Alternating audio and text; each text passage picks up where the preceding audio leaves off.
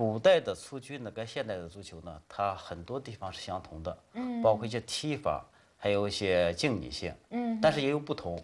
古代的蹴鞠呢，它是一个球门，就在中央有一个球门，现代足球呢是2个球门啊，这是它的很大的不同，两边各一个。哎，对对。那个远处的那个是？那是汉代的蹴鞠复原的一个复制品。汉代的蹴鞠呢有一个特点是实心的，它用4片这个皮子包起来缝起来，中间呢塞上毛发。所以这个时候还没有发。里面塞的什么毛？就是毛发，就是头发吗？对，就是人的毛发或者其他动物的毛发都可以。作为填充物，它增加它的弹性。我这存的资料可以给你看一下。Professor Cui tells Jingchu about several ancient texts that mention Chuji.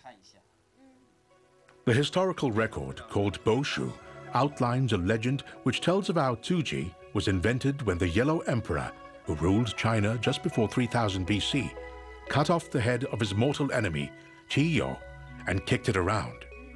Remarkably, the story that surrounds the invention of soccer in England also has such macabre details.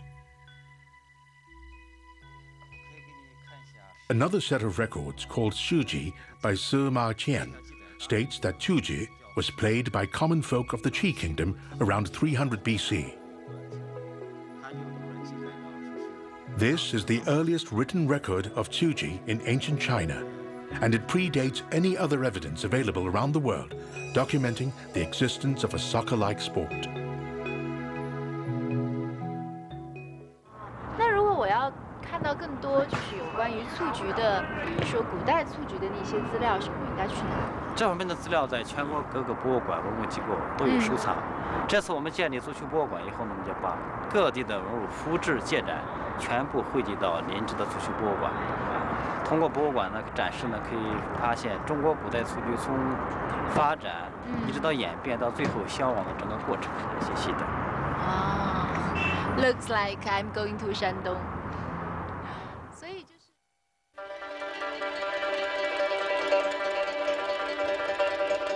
With new information on Chuji in hand, Jingchu embarks on a cross-country journey to Shandong, a large province south of Beijing.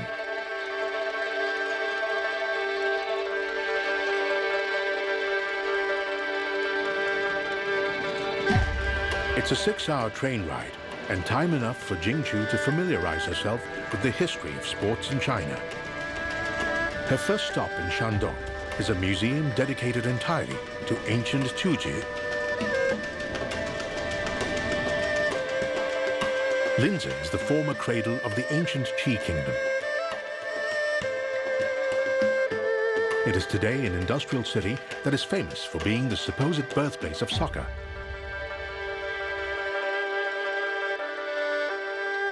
We're now standing in Linzhi, the city where Cuju was first created. Up to now, we've been menacing documents that prove Cuju's existence. But now, housed in this museum is physical proof of Cuju's ancient heritage. Mr. Ma Guoqing is the curator of the museum. For years, he's been dedicatedly collecting evidence on the history of Chuji. 你现在看到的，这是在云南苍山县的高山上，我们发掘的一幅早期人类戏球的一幅岩画。那岩画当中就描绘了早期的人类戏球的场景。在这人的脚底下，我们明显能够看到早期人类球类的痕迹。Mr. Ma explains that stone balls were first used for hunting, but eventually became part of ancient Chinese recreational activities. Stone balls like these were discovered in the grave of a boy dating back to the Neolithic period, some 6,000 or 7,000 years ago. An indication that ancient soccer may have begun in prehistoric times. But it was only when these impractical stone balls were replaced by those made from animal skins that the game really took off.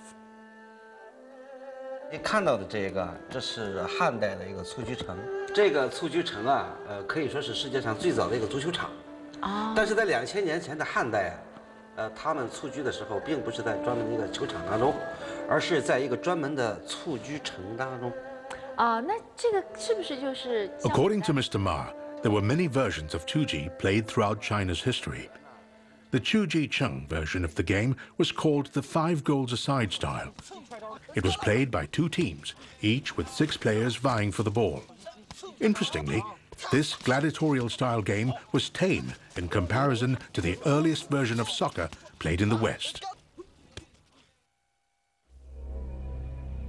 Documents at the Tsuji Museum state this ancient game is supposed to have spread from China to the West, where it eventually evolved into soccer as we know it today.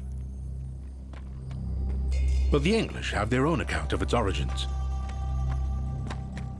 The severed head of a vanquished Danish prince being kicked around by English soldiers. But the English account of soccer's invention is said to have taken place in the 1st century, about 300 years after the Chinese Qi Kingdom origins of Tzu-Chi.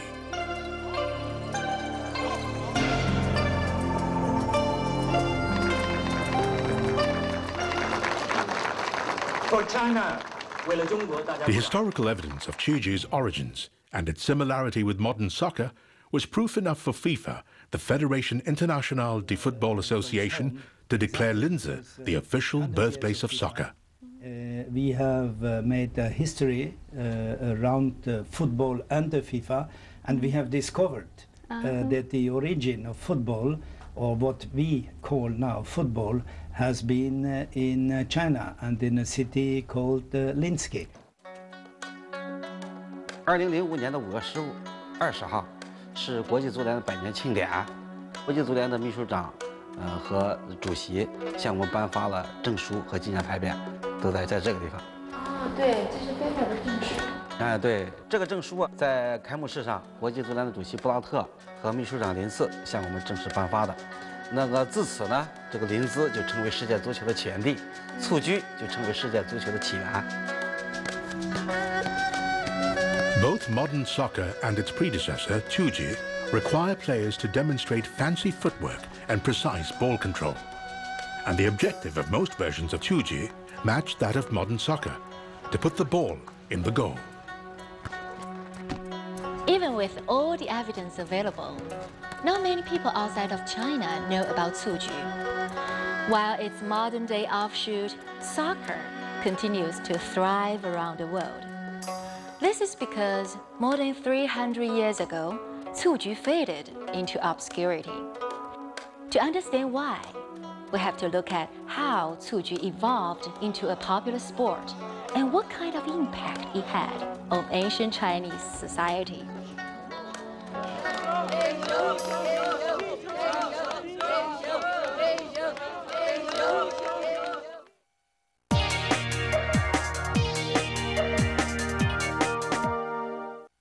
保険料は走る分だけ払いたい。払いすぎた分が翌年に繰り越せたら嬉しい。だったらソニー損保。なんで？ソニー損保なら保険料は走る分だけ。繰越割引もあるから無駄がありません。ロードサービスも無料でついてきます。さらに自己対応満足度 96.1% だから5年連続売上No.1。今すぐあなたもお見積もりを。クイッククイック .com ソニー損保。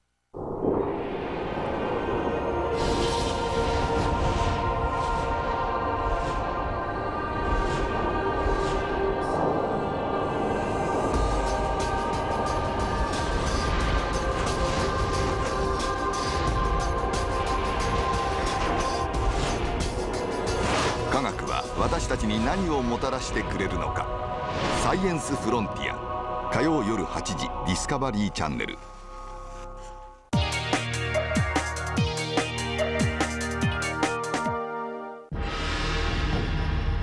Jingchu is here in Shandong to uncover more about the ancient Chinese sport of Tzu-Chi, because it was here, in the land of Confucius, that Tzu-Chi, recognized as the predecessor of modern soccer, was once played with great enthusiasm.